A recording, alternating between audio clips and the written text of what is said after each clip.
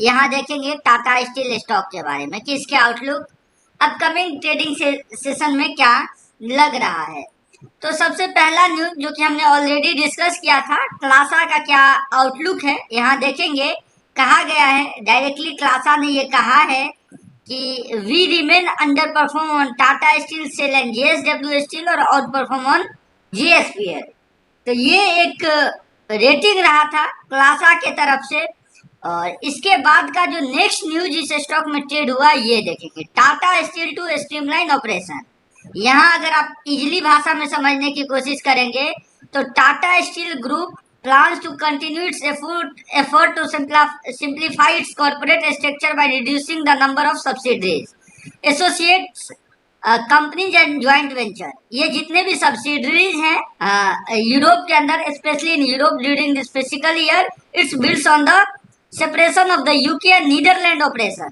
UK और Netherland के अंदर देखेंगे और यूरोप में जो भी ज्वाइंट वेंचर है, जो भी एसोसिएट्स कंपनी है, उसके नंबर ऑफ सब्सिडरी को रिड्यूस करने की बात कही जा रही है, जिसमें कि जो कॉर्पोरेट स्ट्रक्चर है उसको और सिंप्लीफाई किया जाएगा।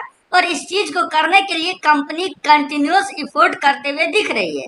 The group which had close to 300 legal entities on 31st March 2019 brought it down to 217 by the close of business of the last fiscal, having deleted 44 entities in FY22 alone. The majority of these entities are in Europe and handed down on legacy from the acquisition of Corpus Group Plan etc. has remained as a Tata group Europe in 2007।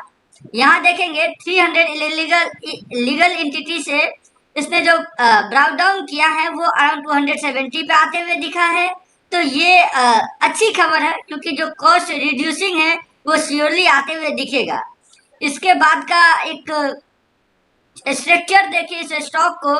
इससे पहले metal sector को देखेंगे।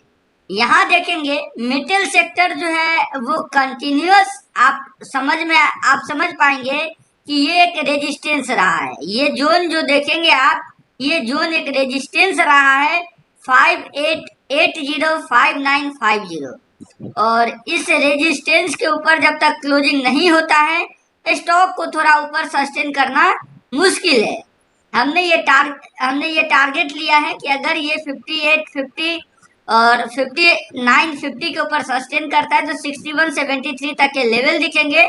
Next level ये दिख सकता है, लेकिन अगर मार्केट यहाँ से करेक्ट होती है तो ये अगेन एक बार रिटेस्ट कर सकता है 5597 यानी 5600 तक के लेवल को रिटेस्ट कर सकता है। इसके बाद इस स्टॉक के चार्ट को देखें तो आप इजीली समझ पाएंगे, जैसा कि हमने आपसे ऑलरेडी भी डिस्कस किया था, जो अर्लियर सपोर्ट हुआ करता था इस समय ये एक रेजिस्टेंस है। रेजिस्टेंस के ऊपर स्टॉक सस्टेन तो करा, लेकिन वो अगेन ब्रेकडाउन आते हुए दिखा है।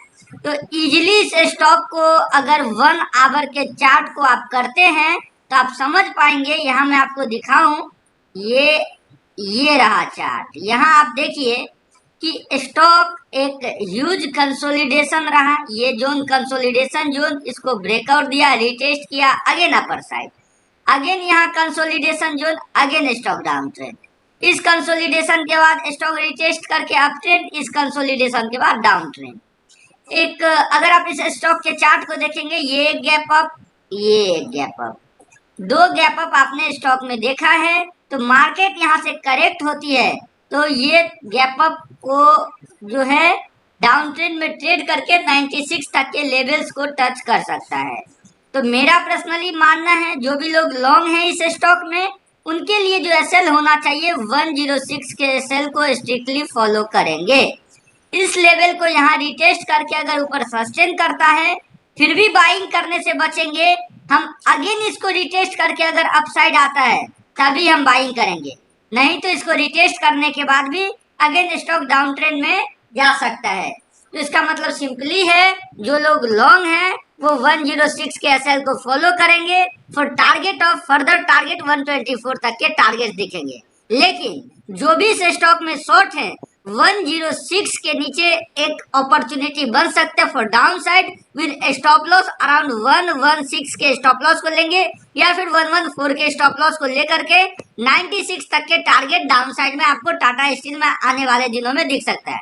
आई होप ये वीडियो इन्फॉर्मेटिव रहा है। चैनल को सब्सक्राइब नहीं किया तो सब्सक्राइब कर लें और कमेंट बॉक्स में